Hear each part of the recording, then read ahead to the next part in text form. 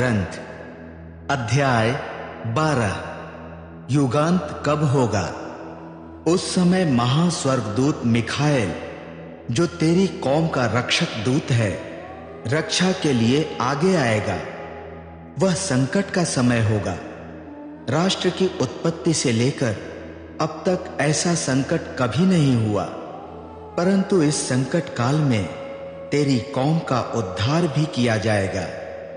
जिन लोगों के नाम ग्रंथ में लिखे हुए हैं, वे मुक्त किए जाएंगे। जो भूमि के नीचे कब्र में सोए हुए हैं, उनमें से अनेक जाग उठेंगे। कुछ को शाश्वत जीवन प्राप्त होगा, कुछ को अपमान और स्थायी घृणा का पात्र बनना होगा। जो समझदार होंगे, वे आकाश मंडल के उज्जवल नक्षत्रों के सदृश आलोकित होंगे। जिन्होंने अनेक व्यक्तियों को सद्मार्ग पर उन्मुख किया है, वे सदा सर्वदा तारों के समान प्रकाशवान होंगे। दानिएल, तू इस ग्रंथ पर मुहर लगा और युगांत के लिए इन बातों को सुरक्षित रख। अनेक लोग पूछताछ के लिए यहां वहां भाग दौड़ करेंगे और अपने ज्ञान की वृद्धि करेंगे। जब मैं दानिएल ने ऊपर देखा तो मुझे और दो व्यक्ति दिखाई दिए।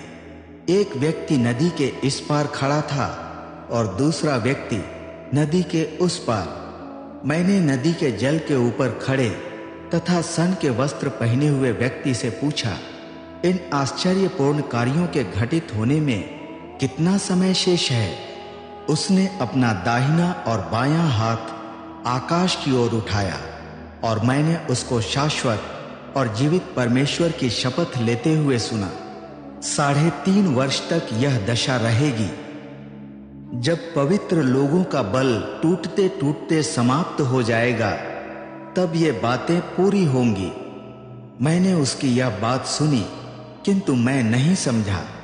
अतः मैंने उससे फिर पूछा, मेरे स्वामी, इन बातों का अंतिम परिणाम क्या होगा?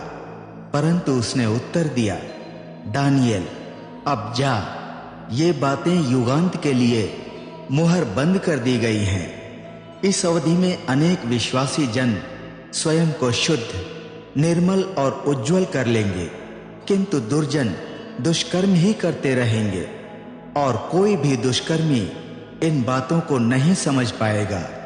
पर जो समझदार हैं, वे ही इसको समझेंगे।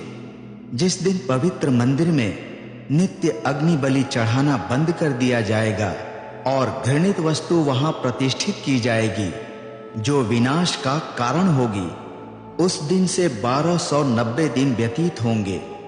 धन्य है वह मनुष्य जो धीरज के साथ 1335 दिन पूरे करेगा।